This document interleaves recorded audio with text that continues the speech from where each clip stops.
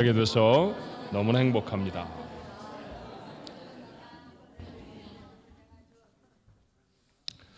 네 살 배기, 6살 배기 이 아들 둘 데리고 아빠가 피자집에 외식을 나갔습니다. 피자집은 이렇게 영어로 써져 있는 게 많잖아요. 근데 마침 이 6살짜리가 막 영어를 배우기 시작했습니다. 이것저것도 막 읽어대는데 4살짜리 동생이 보기에는 너무너무 신기합니다. 엉아가 이상한 말을 하는데 잘하는 거예요. 그래서 물어봅니다. 형, 사자를 영어로 뭐라 그러는지 알아? 그럼 알지. 뭐야? 라이언. 예, 맞았습니다. 동생이 너무 자랑스러워요, 형이. 그래서 다시 물어봅니다. 형, 그러면 호랑이도 알아? 호랑이? 그럼 호랑이는 타이거야. 야, 형이 더 자랑스러웠겠죠.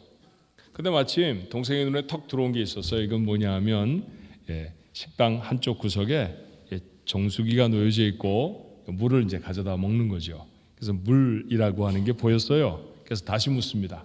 형, 그러면 물은 뭐라고 그래? 내 형이 물을 외우질 않았습니다. 물을 영어로 뭐라 하는지 모르겠는 거예요. 물 그러다가 보니까 형의 눈에도 탁 띄는 게 있었어요. 바로 동생의 눈에 보였던 정수기가 보였습니다. 그곳에 이렇게 써져 있는 거예요. 물은 셀프.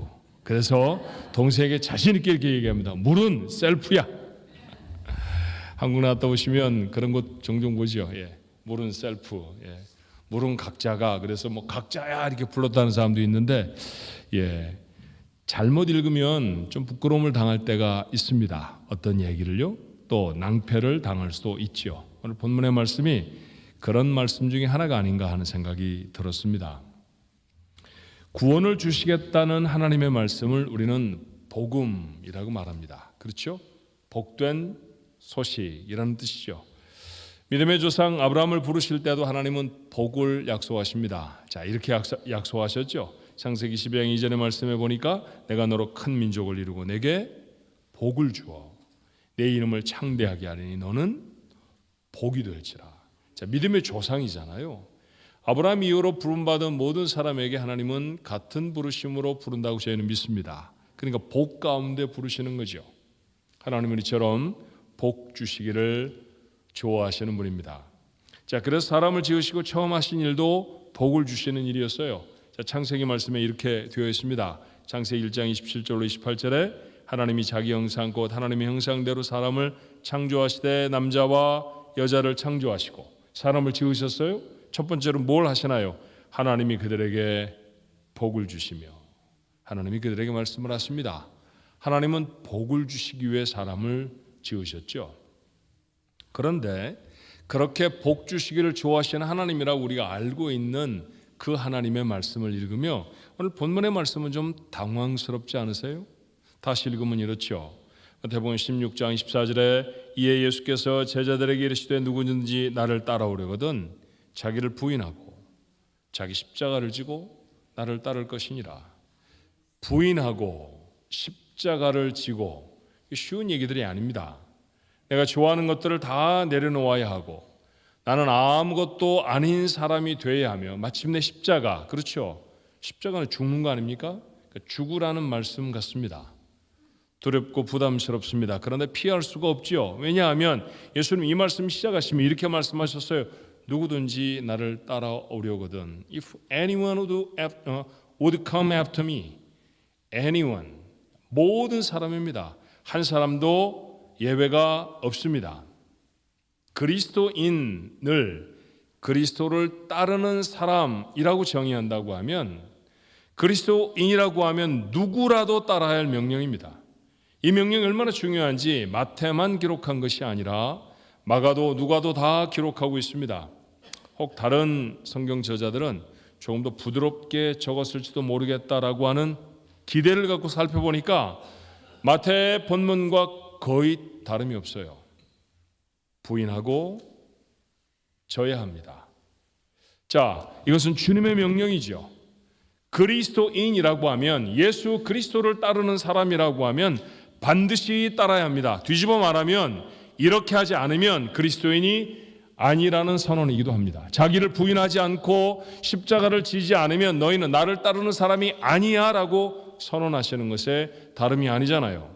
우리는 그리스도를 따르는 사람들 아닙니까? 오늘도 우리의 이름은 변함없이 정말로 자신만만하게 크리스찬, 그리스도인인데 만약 내 이름이 여전히 그리스도인이라고 하면 이 말씀은 내가 실천하고 살아가는 말씀이어야 합니다. 자신을 부인하고 십자가를 지는 것이죠. 이 부담스러운 말씀이 우리가 행해야 하는 말씀이라는 것입니다. 하나님은 복을 주시는 분이라고 했죠. 하나님이신 예수님이 다른 말씀을 하셨을 리가 없지 않나요? 그렇다고 하면 복을 주시기를 좋아하시는 하나님이 하신 말씀인데 우리가 부담스럽게 듣고 있다고 하면, 어렵게 당황스럽게 듣고 있다고 하면 이 말씀을 듣는 귀나 이 말씀을 이해하는 마음 혹은 우리의 감정이 잘못된 것이 아닐까라고 하는 생각이 들었습니다. 그래서 이 소중한 말씀은 다시 살펴 마음에 담아야 할 필요가 있는 말씀이죠.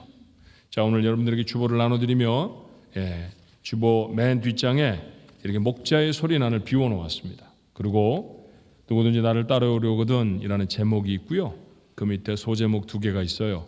여러분 이 페이지를 펴셔서 볼펜을 꺼내셔서 지금부터 본격적으로 나누는 하나님의 말씀을 열심히 적으셔야 합니다. 왜냐하면 오늘 여러분이 나누시는 이 말씀으로 목장 모임을 할 거거든요. 목장에 가셔서 뭔가를 이야기하실 수 있고 자신의 느낀 바 해야 할 다짐들을 나누시려고 하면 여기에 담으셔야 합니다. 제가 좀 자세히 적을까 하다가 자세히 적지 않는 것은 여러분 한 분 한 분에게 성령이 하시는 말씀이 또 따로 있으시지 않겠는가 하는 기대가 있기 때문이에요. 그래서 작은 소 타이틀들을 적었으니까 여러분 그것에 한번 오늘 말씀을 들으면서 놓치지 않게 그 말씀들을 한 절 한 절 한번 써보시면 어떨까 싶어요. 자, 첫 번째 얘기는 자기를 부인하고 라는 말씀입니다. 예수님이 이 말씀을 하신 까닭이 있었죠. 이 말씀을 하실 때 장소는 가이사라 빌립보라는 곳이었습니다. 제자들과 함께 그곳을 지나셨는데요. 얼마 전에 이스라엘을 다녀오신 분들은 기억을 하시겠습니다만 그곳은 팔레스타인 땅의 북단에 있는 곳입니다. 북쪽에 있어요. 헐몬산에서 멀지 않은 곳에 있는데, 그런데 그곳은 우상이 정말 많은 지역입니다.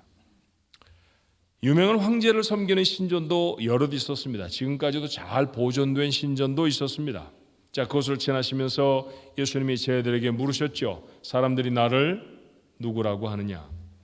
준비된 것처럼 제자 중에 하나가 답을 합니다. 어떤 사람은 세례 요한이라고 하고 어떤 이는 엘리야라고, 또 어떤 사람은 예레미야나 선지자 중에 하나라고 말합니다.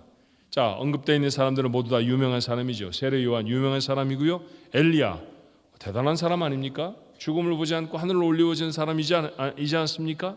예레미야도 눈물의 선지자로 우리가 알고 있고 성경의 가장 많은 부분을 기록한 사람 중에 한 사람이에요. 자, 그런 유명한 선지자입니다. 또 이름이 다 밝혀지지 않은 선지자들도 그들의 염두에 두고 있는 선지자는 아마도 사람들에게 알려진 사람일 것입니다. 그런데 여기 언급된 사람들은 유명할 뿐만 아니라 모두 다 죽은 사람이에요. 그러니까 예수님은 그런 유명한 사람들의 환생이라는 것이죠. 예수님에 대해서 대단하게 표현하는 것임에 다름이 아닙니다. 그런데 예수님은 만족스럽지 않으셨던 것 같아요. 자, 그 대답이 틀렸다라고 말씀하시는 것 같죠. 다시 물으십니다. 너희는, 세상 사람들은 그렇게 말을 하는데 그것은 답이 아닌 것 같구나. 그렇다고 하면 너희는 나를 누구라고 하느냐? 이건 쉬운 질문이 아니죠. 예수님을 따라다닌 지 거의 3년쯤 되어가던 때입니다. 이제 조금 있으면 이제 마지막 여행이에요. 사실은 그 북쪽에서부터 남쪽으로 계속해서 여행을 하셔서 예루살렘에 들어가시면 이제는 예루살렘에서 십자가에 달려 돌아가실 것입니다. 그러니 예수님은 제자들과 함께 불과 몇 개월밖에 더 시간을 지나실 수 없습니다. 그러던 그분이 적지 않은 세월을 함께 지냈던 예수님이 제자들에게 물으세요. 내가 누구냐? 이렇게 갑자기 물으신다고 하면 우리들이라고 해도 당황스러웠을 것입니다. 졸업시험이 아니었겠나 하는 생각이 얼핏 들었습니다. 제자들을 이제 신학교에서 졸업시키는 졸업시험이죠. 정답을 생각하느라 아마 제자들의 머리가 분주하게 돌아갔을 것입니다. 마침내 베드로가 이렇게 대답하죠. 너무나 잘 아는 대답 한번 같이 암송해 볼까요? 마태복음 16장 16절입니다. 시몬 베드로가 대답하여 이르되 주는 그리스도시요 살아계신 하나님의 아들이시니이다. 점수가 몇 점이었나요? 100점이었습니다. 정답이었습니다. 예수님이 그 대답을 들으시고 얼마나 흡족하셨던지 이 정답을 하나님이 가르쳐 주신 것 같다고 칭찬하십니다. 그리고 우등상도 주셨습니다. 천국의 열쇠를 주시잖아요. 그렇죠. 이제 우등생이 나왔으니 졸업식을 준비해야 합니다. 저는 하시지 않던 말씀을 하세요. 마태복음 16장 21절입니다. 이때로부터, 이때 처음 하신 것이다, 그런 말씀이죠. 예수 그리스도께서 자기가 예루살렘에 올라가 장로들과 대제사장들과 서기관들에게 많은 고난을 받고 죽임을 당하고 제3일에 살아나야 할 것을 제자들에게 비로소, 전에 안 하셨던 말씀이라는 얘기를 다시 하는 거예요. 비로소 나타내십니다. 전에도 이런 뜻을 밝히셨던 적은 많이 있었어요. 그런데 좀 암묵적이었죠. 조금은 해석이 필요하고 조금은 설명이 필요한 말씀이었다고 하면 이 가이사랴 빌립보 지역에서 그들에게 하신 말씀은 명시적이었습니다. 다 드러내놓고 누가 들어도 무엇하겠다고 하시는지 알아들을 말씀이었습니다. 자, 우리 예루살렘으로 갈 것인데 그곳에 가면 내가 고난을 당할 것이고 그리고 마침내 십자가에 죽을 것이며 사흘 만에 다시 살아날 것이다 말씀하십니다. 제자들에게 부활이라고 하는, 다시 살아나신다고 하는 말씀은 들리지 않았던 것이 분명해요. 그들의 고막을 가득 채웠던 소리는 십자가였습니다. 십자가가 어떤 것인지 모르는 사람은 아무도 없죠. 그것은 사람 죽이는 형태 아닙니까? 근데 그것에 매달리시겠다라고 하는 말씀은 뭐냐 하면 결국 죽으시겠다는 얘기입니다. 다시 베드로가 나섭니다.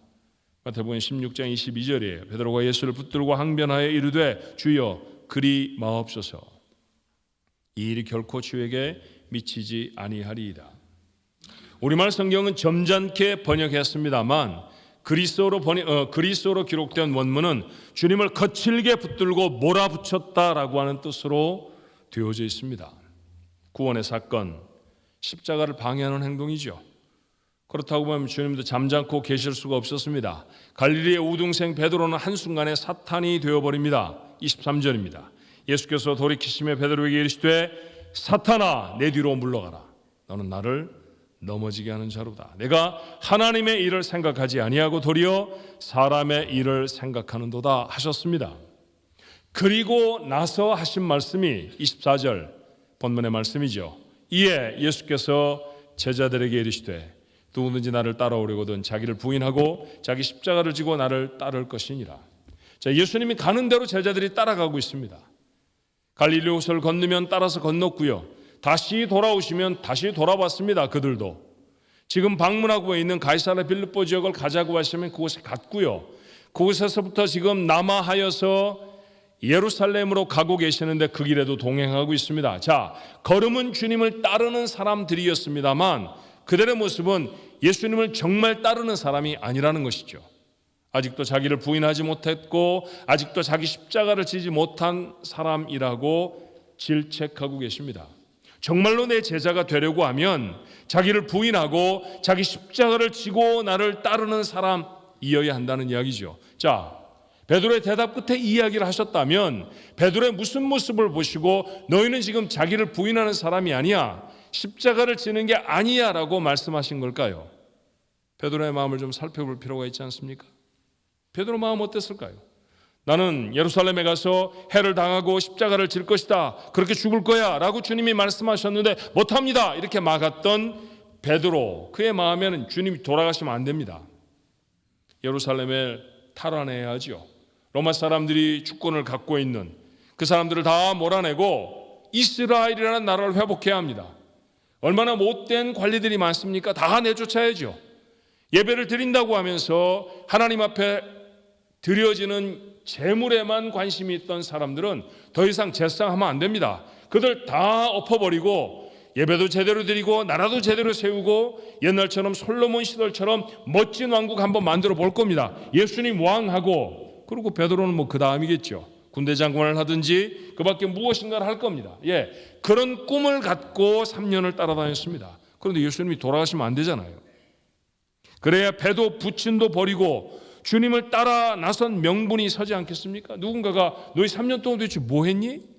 너희들이 그렇게 너희 것을 다 내려놓고 예수라는 분을 따라 나선 결과가 뭐야? 라고 물어보면 뭐라고 할 말이 있어야 하지 않습니까? 그런데 주님이 돌아가 보시면, 버리시면 아무것도 이루지 못한 것 같은데 자신들의 인생은 뭐가 됩니까? 자신을 비롯한 제자들이 뭐라도 해보려고 하면, 지난 3년간의 따라다님이 헛된 것이 되지 않으려고 하면 예수님은 절대 죽으셔서는 안 됩니다. 그러니까 죽지 마시라는 거죠. 정신 있으십니까? 지금 죽음 운운할 때이십니까? 라고 몰아붙였던 까닭은 거기에 있습니다. 다시 말씀드리지만 걸음은 주님을 따라다니고 있었지만 주님이 무엇을 하시는지에 대해서는 동의하지 않았죠. 그렇죠. 주께서는 우리를 구원하셔야 했고요, 우리를 구원하시려고 하면 그것은 죄에서부터 우리를 건지셔야 했기 때문에 죄의 문제를 해결하셔야 합니다. 이 죄의 문제를 해결하시는 유일한 방법은 자신이 그 죄를 다 짊어지고 죽으시는 것이었잖아요. 그런데 그거 하지 말라고 하는 겁니다. 왜냐하면 베드로가 이루고 싶은 일들이 있었기 때문이죠. 제자들이 이루고 싶은 일들이 있었기 때문입니다. 걸음은 주님을 따르지만 마음은 자기의 뜻을 따릅니다. 자신이 중심입니다. 이게 사람입니다. 2000년이 지났지만 오늘 우리가 사는 세상도 다르지 않죠. 여러분이나 저나 세상에 있는 모든 노래를 다 듣거나 모든 영화를 다 보거나 책을 다 읽은 것은 아니에요. 그렇지만 우리는 미루어 자신 있게 짐작할 수 있는 하나가 있죠. 그 모든 것의 주제는 뭡니까? 너를 따르라라는 거예요. 너를 따르라. Follow yourself. 너를 따르라. 네가 최고야. 네가 네 인생의 주인이라고. 여러분들이 아마 예배를 마치고 집에 돌아가시면서 라디오를 킨다고 하면 한 번쯤은 들으실 수 있는 젊은이들이 참 좋아하는 노래 가사 중에 하나는 Listen to your heart. 네 마음의 소리를 들어야 돼. 왜 제 마음의 소리를 들어야 하나요? 내 마음이 제일 중요하기 때문입니다. 내 마음이 말하는 대로 해야 합니다. 내 인생의 주인은 너야. 그렇게 살아야 행복한 인생이 돼. 멋지죠? 멋진 말입니다. 한두 번 들어본 말이 아니고요, 어디서나 매일같이 수십 번씩 듣게 되는 말입니다. 여러분, 그런 말들로 세상이 홍수가 나듯 넘쳐난다고 해도 우리가 의식이 있다고 하면 한 번쯤 한 걸음쯤 스텝백해서 한 걸음쯤 물러서서 정말 이게 맞는 얘기인지 살펴보아야 합니다. 내 인생의 주인이 내가 되면 정말 행복할까요? 곰곰이 생각해 봤습니다. 여러분에게 이 말씀을 전해야 하니까 말이죠. 생각하고 또 생각해 보니까 행복 안 하던데요, 저는. 내가 내 인생의 주인이 되면 내가 가지고 있는 모든 것들을 내가 완벽하게 통제하고 내 마음대로 할 수 있으면 정말 좋을 것 같은데 아니더라고요. 저는 안 그랬습니다. 말은 참 달콤한데 제가 내린 결론은 무엇이었느냐 하면요, 내 인생의 주인이 내가 되면 되게 고단해지던데요. 저는 힘이 많이 들더라고요. 자, 왜 그러냐 하면 누군가가 주인이 돼서 자유롭게 자기 마음대로 한다는 얘기는 뭐냐 하면요, 뒤집어서 말하면 마치 손바닥에 양면이 있듯이, 동전에도 양면이 있듯이 한편이 자유라고 하면 뒤집어내면 그 다른 편에는 이런 단어가 새겨져 있습니다.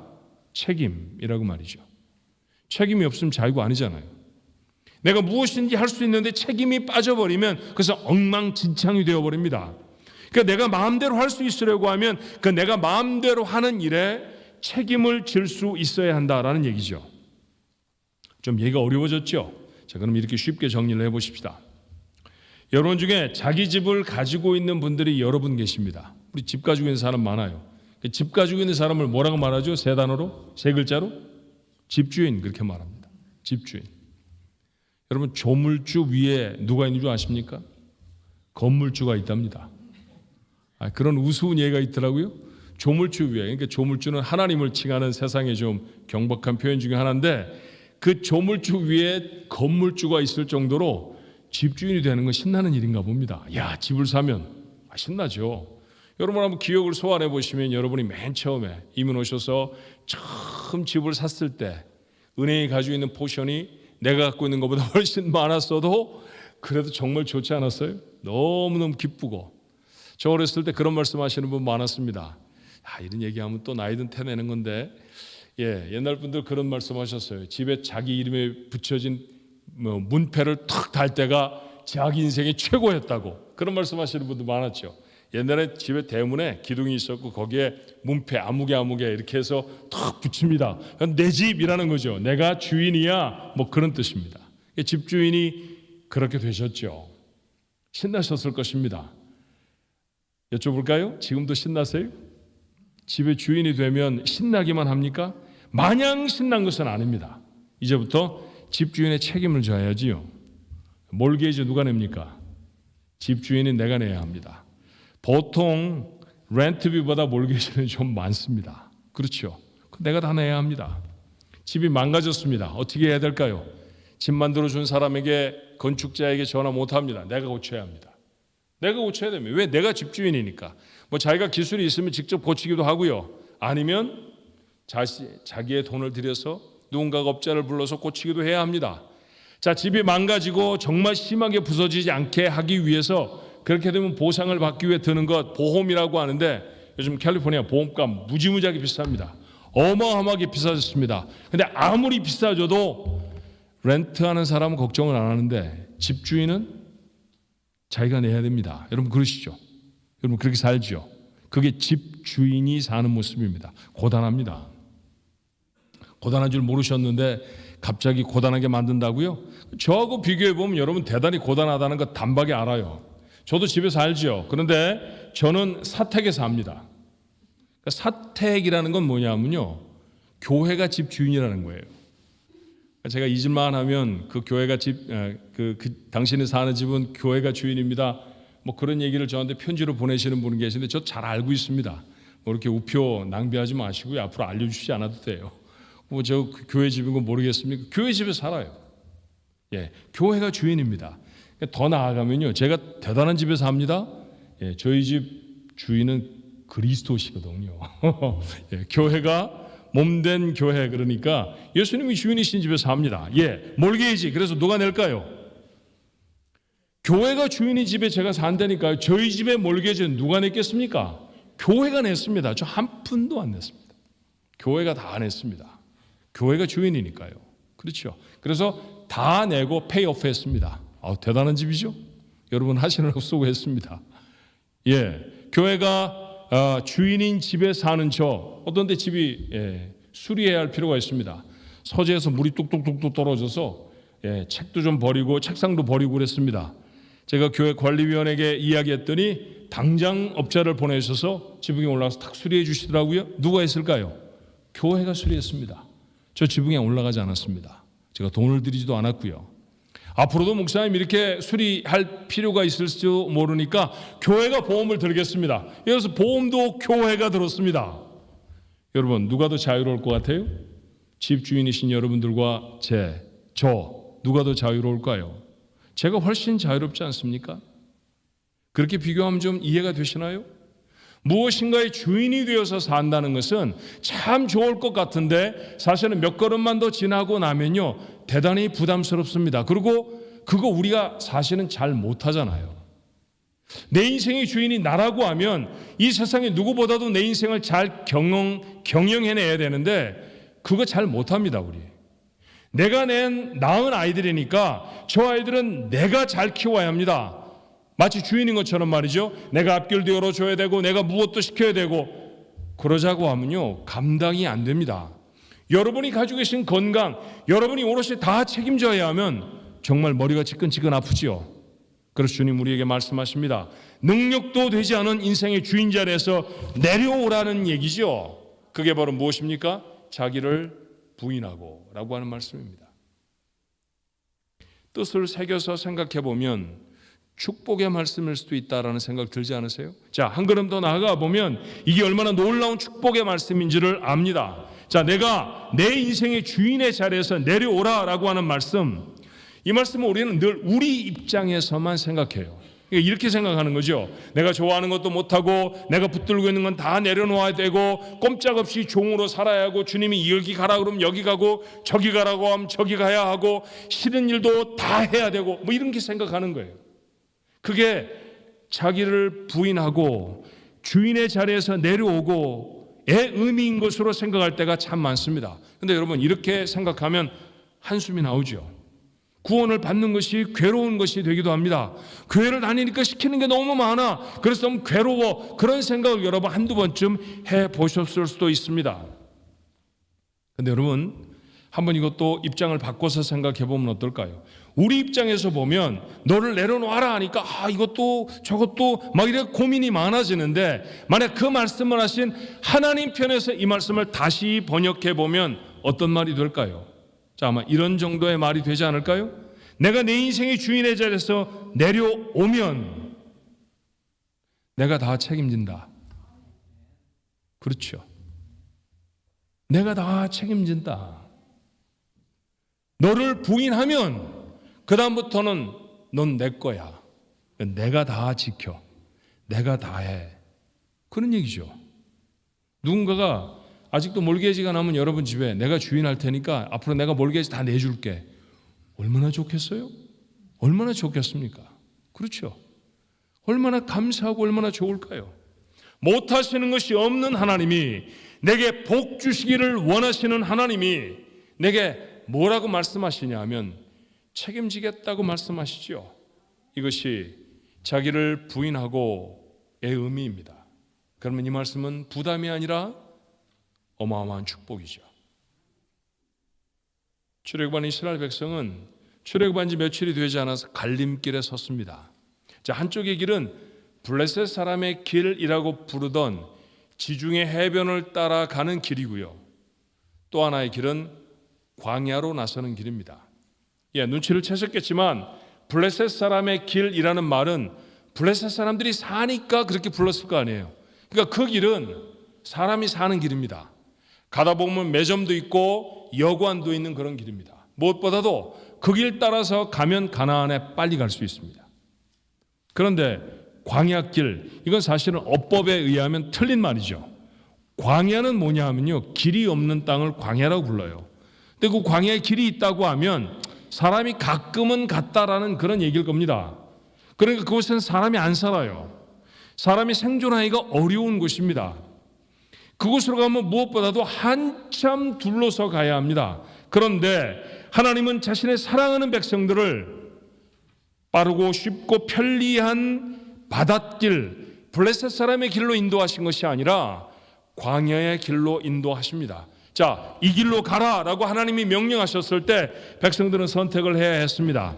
자기들이 손에 들고 있는 지도를 따라서 걸어갈 것인가, 아니면 하나님이 가라고 하는 대로 하나님을 보며 갈 것인가. 그렇죠. 그들은 하나님을 보며 가는 길을 선택했습니다. 그리고 하나님은 하루도 빠짐없이 그들을 지키시고 인도해내셨죠. 그 표현을 성경은 이렇게 표현합니다. 40년을 그 광야를 지나갔는데 그들의 신발도 닳지 않고 옷도 헤어지지 않았다고 말이죠. 대단히 품질이 좋은 옷이라 그랬을까요? 이집트에서 그들이 신고 나온 신발은 요즘 말로 말하면 명품이라 그랬겠습니까? 그런 뜻이 아니잖아요. 하나님이 필요한 건 다 채우셨다, 그런 얘기죠. 자, 무슨 얘기입니까? 너희가 나를 보고 따라왔으니까 그 길을 지나는 동안은 내가 책임진다. 그리고 하나님은 그 약속에 조금도 어긋남이 없이 책임을 지셨습니다. 하나님 앞에 발악을 하면서 죄를 지었을 때도, 예를 들면 이런 날이 있었잖아요. 모세가 십계명을 받으러 산에 올라갔습니다. 모세가 보이지 않아요. 출애굽을 인도했던 영웅이 보이지 않으니까 사람들이 점점 불안해지기 시작했습니다. 일주일이 지나고 2주일이 되고 40일이 되도록 모세가 나타나지 않습니다. 야, 모세는 죽었을 거야. 저 산에 뭐가 있다고 저곳에 가서 40일을 먹을 것도 가지고 가지 않았는데 죽었을 거 아니냐? 그럼 우리는 앞으로 어떻게 가야 돼? 그러니까 하나님을 하나 만들어야 되지 않겠어? 그래서 반지도 뽑고 귀걸이도 뽑았더니 아론의 표현대로 하면 불에다 집어넣었더니 송아지가 돼 나왔다죠? 그렇죠? 그 불 참 신기한 불입니다. 그죠?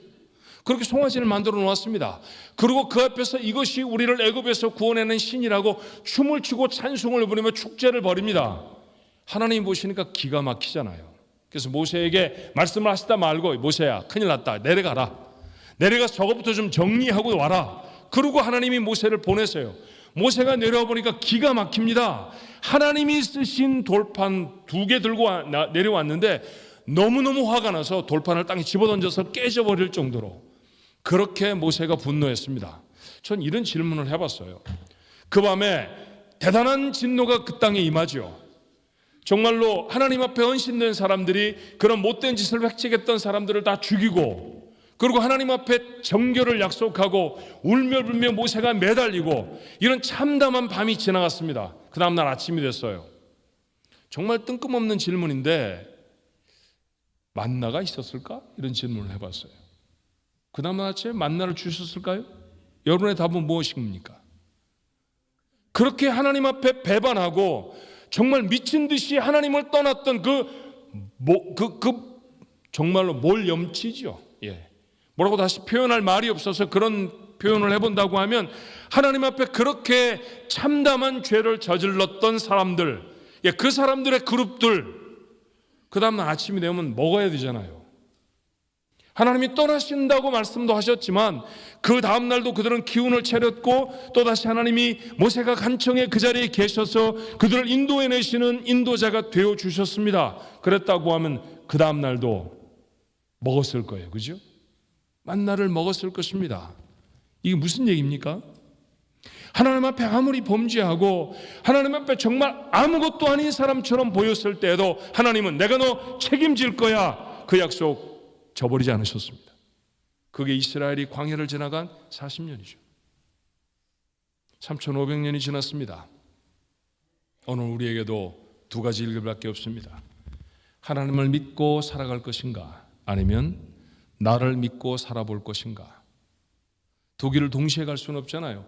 여러분, 어떤 길이든지 갈림길에서 선택하면 그 길밖에 못 가지, 이 길을 가면서도 이 길을 가는 방법은 이 세상에도 없습니다. 하나님을 믿고 가 볼 것인가, 아니면 나를 믿고 살아가 볼 것인가. 오늘날 그리스도인에게도 다른 길은 없습니다.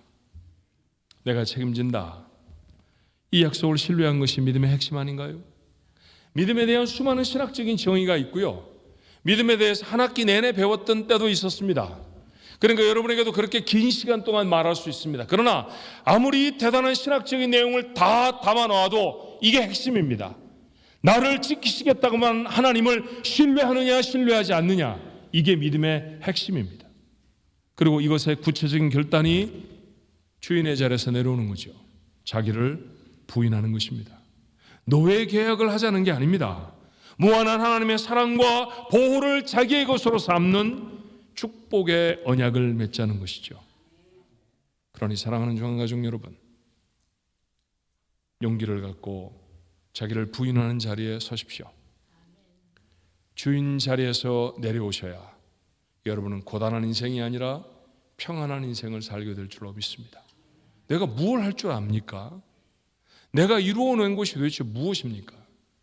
내가 손에 들고 있는 것 정말 아깝나요? 예, 아까우실 수 있어요. 뭐 좋은 옷이라든지 좋은 자동차라든지 뭐 좋은 집이라든지 다 아깝죠. 근데 여러분, 그게 얼마나 가는 건데요? 보통 어떤 물건의 가치를 산정할 때 우리가 생각하는 것 중에 하나가 뭐냐 하면 유효기간입니다. 그죠? 유효기간이 길면 가치가 있잖아요. 그래서 아주 좋은 쇠로 만들어서 100년쯤 쓸 수 있습니다, 그런 망치하고, 그 다음에 한 번 쓰면 버려야 합니다, 그런 망치하고 값이 하늘과 땅 차이잖아요. 한 번밖에 쓰지 않는 물건을 뭐라고 부릅니까? 일회용, 그렇게 말하죠. 그렇죠? 정말 이쁘게 생기고 괜찮은데도 그 일회용으로 쓰고 버립니다. 그건 아내가 시집 올 때 사갖고 온 은수저하고는 다르잖아요. 그죠? 같은 가치로 두고 말할 수 없잖아요. 평생을 갈 수 있는 것과 그렇지 못한 것의 가치가 얼마나 다르다는 것을 여러분이 아십니다. 우리가 기껏해야 100년 정도 산다고 하면 그 중에 내가 무엇인가를 들었다라고 하고 사는 기간 50년도 채 못 되지 않나요? 어렸을 때는 부모님 가지고 계신 것으로 살았고요, 연세가 많이 드시면 가지고 있어도 별반 할 게 없습니다. 사실은 그렇잖아요. 그런 인생이라고 하면 내 손에 들고 있는 것의 유효기간이 고작 50여 년, 60여 년밖에 안 되는 것들인데, 그것이 내가 생명을 걸 정도로 중요하다고 하면 그건 영생을 모르는 사람들 아닙니까? 영원한 하나님의 시간과 비추어서 견주어서 보면 이건 일회용입니다. 내가 생명을 걸고 붙들어야 할 것이 아닙니다. 그러니까 내려놔라 그러면 얼마인지 내려놓을 수 있습니다. 만약에 이런 거예요. 여러분이 만약 아내가 사온 은수저를 버려라 그러면 이거 닦았으면 괜찮은데 라고 할 수 있지만, 패스트푸드 음식점에서 그저 한번 햄버거를 잘라 먹기 위해서 가져온 나이프나 포크를 버려라 그러면 버릴 수 있잖아요. 아무 때라도 버릴 수 있잖아요. 주님 그렇게 말씀하시는 거 아닙니까? 심지어 우리의 생명이라 할지라도 주신 분이 하나님이시고 이 땅에서 누리는 생명보다 저곳에 가서 훨씬 더 긴 생명을 누릴 수 있다고 하면 너 생명을 좀 내려놓을래? 네, 이게 우리 대답이어야 할 줄로 믿습니다. 이 용기가 없으면 그리스도는 아니라는 거죠. 이 결단이 없으면 그리스도인이 누리는 참된 평화, 평강 이런 거 구경만 한다는 얘기입니다. 그렇잖아요. 자기를 부인하고 자신을 내려놓고 하나님이 우리에게 말씀하시는 것을 그 하나님을 붙드는, 하나님이 주인이 되어주세요라고 말하는 그 삶, 그러지 않으면 나를 따르는 사람이 아니다라는 얘기예요. 사랑하는 조항가족 여러분, 다시 권합니다. 용기를 가지시고 여러분이 주인이 되어져 있는 자리에서 내려오십시오. 그러면 세상에서 결코 얻을 수 없는 하나님의 평강이 내가 책임진다 라고 하는 약속의 말씀이 여러분의 삶에 임할 줄로 믿습니다. 내려놓는 건 목사님 좀 그렇다고 그러더라도요, 이 십자가는 이해가 안 갑니다. 그건 죽는 거 아닙니까? 예, 십자가도 해결을 해야 되지 않습니까? 자신을 부인하고 자기 십자가를 지고 또 말씀하셨으니까. 예, 그래서 여러분 가지신 주보에 아무도 안 쓰시면 어떡한다는 얘기예요 지금. 예. 열심히 쓰실 줄 알았는데 제가 태국 가서 설교를 했었어요. 근데 아무도 고개를 안 드는 거예요.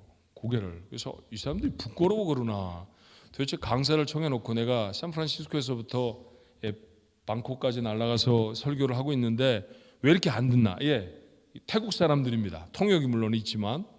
근데 통역을 할 때도 고개를 안 들고 제가 말할 때도 고개를 안 들어요. 그래서 나중에 설교를 다 마치고 내려와서 제가 불평 비슷하게 얘기했습니다. 아니, 태국 교인들은 왜 눈을 안 맞춥니까? 고개를 들고 보는 사람이 없어요?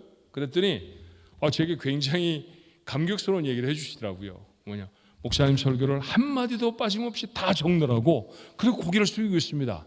그래서 진짠가 봤더니요, 보통 5페이지씩 적었어요. 야, 놀랍죠? 제 설교 원고보다 2배나 되게 적었더라고요. 자기가 막 살을 붙여가면서 썼는가 봐. 여러분은 그냥 제 얼굴만 오랜만에 보니까 반가워서 보고 계시는 거죠. 목사를 그냥 한 2주 만에 보시니까 다 기억하셔야 합니다. 이따가 목자들이 다 물어보실 거예요. 자, 십자가입니다. 십자가는 고대 사회가 개발한 최악의 형틀이에요. 왜냐하면 죄수를 죽을 때까지 매달아 놓는 것이기 때문입니다. 그러므로 십자가를 진다라고 하는 것은 반드시 죽는 것, 그것을 의미해요. 죽기 전까지는 내려오지 못하니까. 그렇죠. 반드시 죽이는 겁니다. 요행이라는 것이 십자가에서 없습니다. 근데 여러분, 성경 속에 십자가라는 예가 참 많잖아요. 자, 고대 사회가 발견해내고 사용했던 형틀로서의 십자가도 알지만, 그럼 우리에게 훨씬 더 익숙한 십자가는 성경 속에 기록된 십자가 아닙니까? 성경에 십자가라는 예가 참 많습니다. 그런데 놀라운 것은요, 성경에 기록된 십자가는 죽음으로 끝날 때가 거의 없어요. 예컨대 이런 말씀입니다. 여러분 너무나 잘 외우고 있는 말씀 중에 하나죠. 갈라디아서 2장 20절이에요. 내가 그리스도와 함께 십자가에 못 박혔나니 그런즉 이제는 내가 사는 것이 아니요 오직 내 안에 그리스도께서 사시는 것이라. 이상하네요. 내가 사는 것이 아니라 여기로 끝나야 되는데 성경은 그렇게 끝내지 않잖아요. 내 안에 그리스도께서 사시는 것이라. 이제 내가 육체 가운데 사는 것은 다시 사네요. 나를 사랑하사 나를 위하여 자기 자신을 버리신 하나님의 아들을 믿는 믿음 안에서 사는 것이라. 여러분, 이 귀절은 십자가에 대한 얘기인데 죽음이라는 얘기보다 산다는 얘기가 훨씬 더 많습니다. 나는 십자가에 못 박혔습니다. 그러니 나는 죽은 거지요. 그런데 여전히 육체 가운데 삽니다. 그렇게 사는 인생은 다른 인생입니다. 나를 사랑하셔서 자기 몸을 주시기까지 십자가에 달려서 그 사랑을 표현해 주신 그 예수 그리스도를 믿는 믿음의 인생입니다.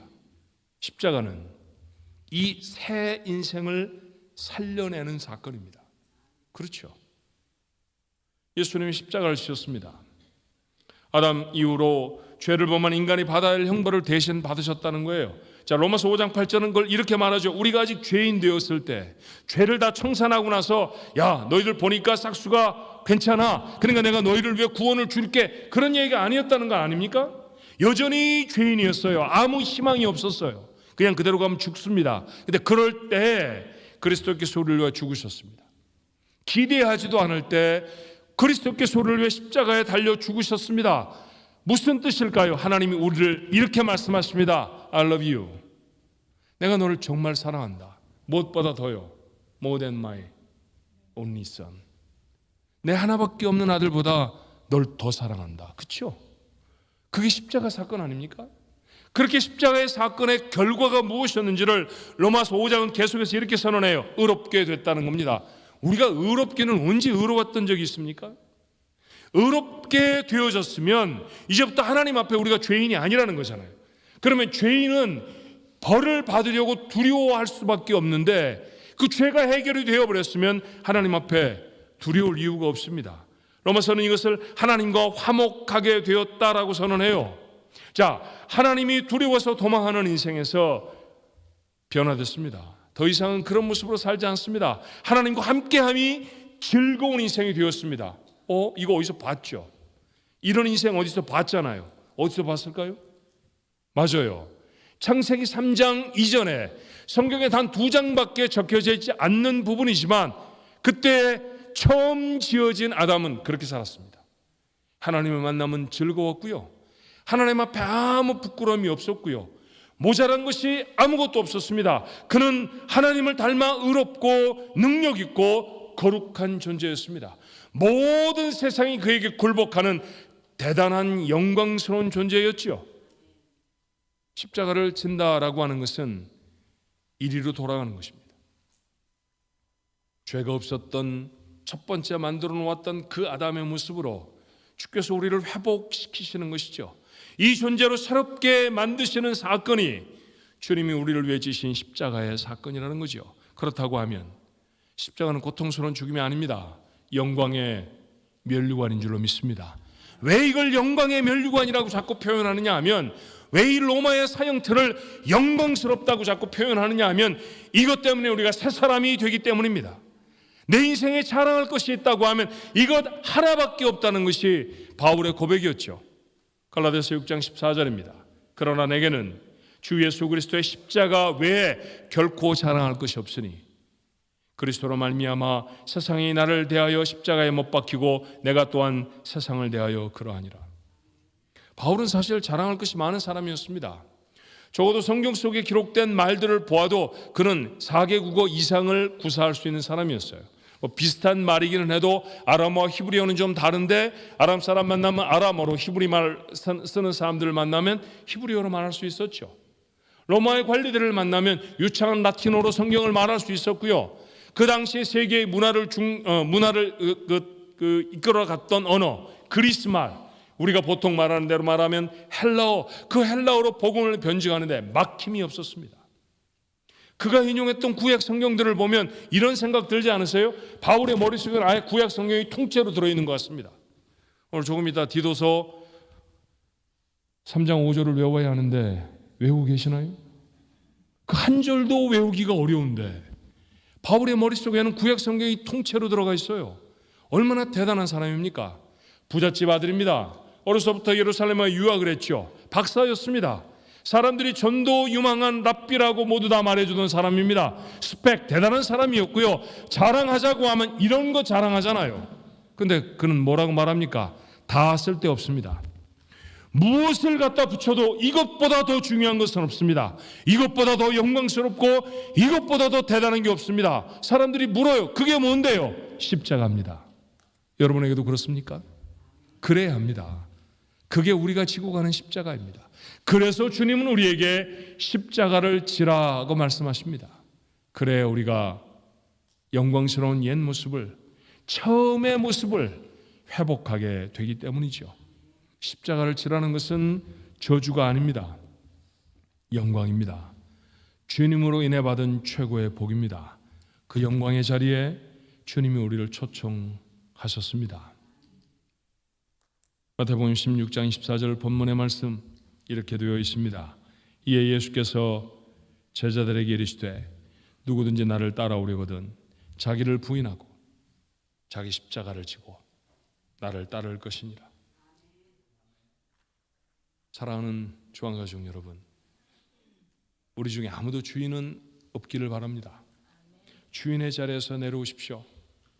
내가 책임진다 라고 하는 약속의 말씀을 붙드십시다. 그것이 믿음입니다. 그 믿음을 가진 자 세상이 줄 수 없는 평안을 얻을 것입니다. 십자가를 지십시오. 옛 모습이 부서져야 영광의 새 인생이 시작됩니다. 구원받기 전에 우리의 입술에 담겼던 말들이 달라져야 하잖아요. 구원받기 전에 내 가슴을 뛰게 했던 즐거움들이 구원을 받고 나서는 달라져야 하잖아요. 우리의 삶이 부서지지 않고서는 새 것을 세울 수 없잖아요. 새 집은 옛집을 부숴야 지을 수 있는 것 아닙니까? 그 옛집을 부수는 작업이 십자가죠. 그러니 십자가를 진다라는 말은 새 집을 지으시겠다는 약속을 붙드는 겁니다. 그 집은 영광스러운 집입니다. 놀라운 축복의 삶입니다. 우리가 바라만 보는 것이 아니라 직접 우리의 삶으로 구현해내야 하는 거룩의 삶입니다. 그게 하나님의 사람의 삶의 모습이에요. 너무나 안타까운 건 지금도 자기를 부인할 수 없고 십자가를 질 수 없어서 구원은 받았다고 하는데 껍데기만 그리스도인인 양, 속알맹이는 아직도 죽지 않은 옛 모습 그대로입니다.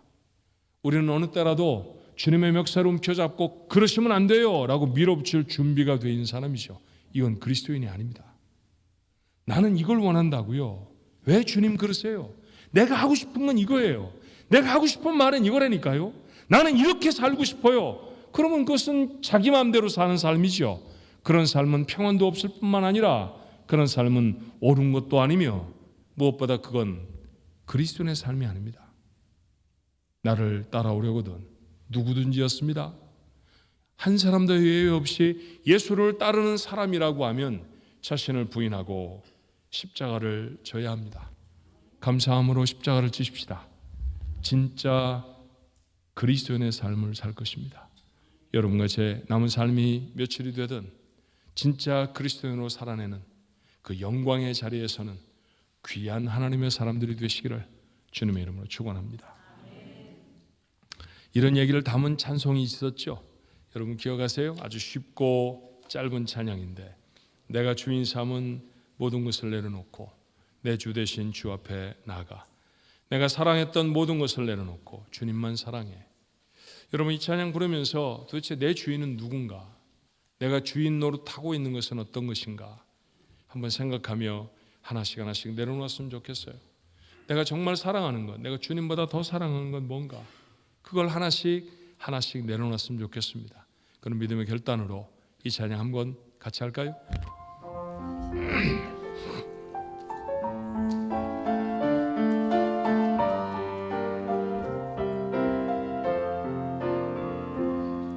내가 주인 삼은 모든 건 내려놓고 내 주 대신 주 앞에 나가 내가 사랑했던 모든 건 내려놓고 주님만 사랑해. 다시 한번 고백합시다.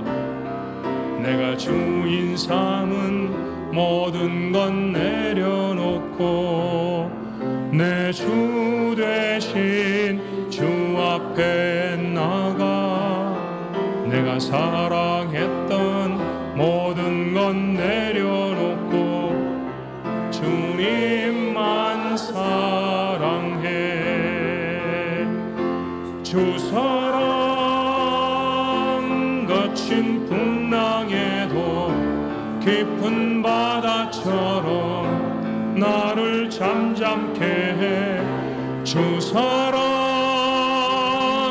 내 영혼의 반석 그 사랑 위에 서리. 한 번 더 찬양합시다.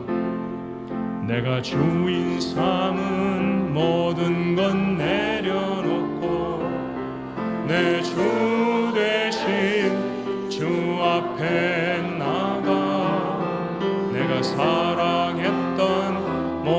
모든 건 내려놓고 주님만 사랑해. 주 사랑 거친 풍랑에도 짙은 바다처럼 나를 잠잠케 해. 주 사랑 내 영혼의 반석, 그 사랑 위에 서리. 우리 같이 한번 기도해 보십시다. 여러분, 주인이 있죠? 주인 노릇하는 거 있죠? 내려오십시오. 내려와야 됩니다. 그래야 그리스도인이고요, 그래야 평안해집니다. 걱정하고 근심하는 것 주인이라 그렇습니다. 내려오면 평안이 있습니다. 내가 너를 지킨다. 그것 한번 가슴에 정말로 새겨보면 어떨까요? 여러분이 사랑하는 것 있죠? 주님하고도 늘 바꿔줄 수 있는 것, 여러분의 취미일 수도, 사람일 수도, 여러분의 행동이며 여러분의 습관일 수도 있습니다. 아닙니다. 그러면 안 됩니다. 어떻게 주님을 나무랄 수 있습니까? 영성경에 표현한 대로 주님을 리뷰, 어떻게 주님을 나무래고 책망할 수 있습니까? 아닙니다. 주님이 주인이십니다. 그 주님 앞에 더 사랑했던 것 내려놓겠습니다. 그리고 오늘 시간에 십자가를 지게 하옵소서. 영광의 십자가, 그것 지고 하나님이 내게 말씀하신 대로 새 사람 되게 해 주옵소서. 우리 시간에 같이 동성으로 기도합니다.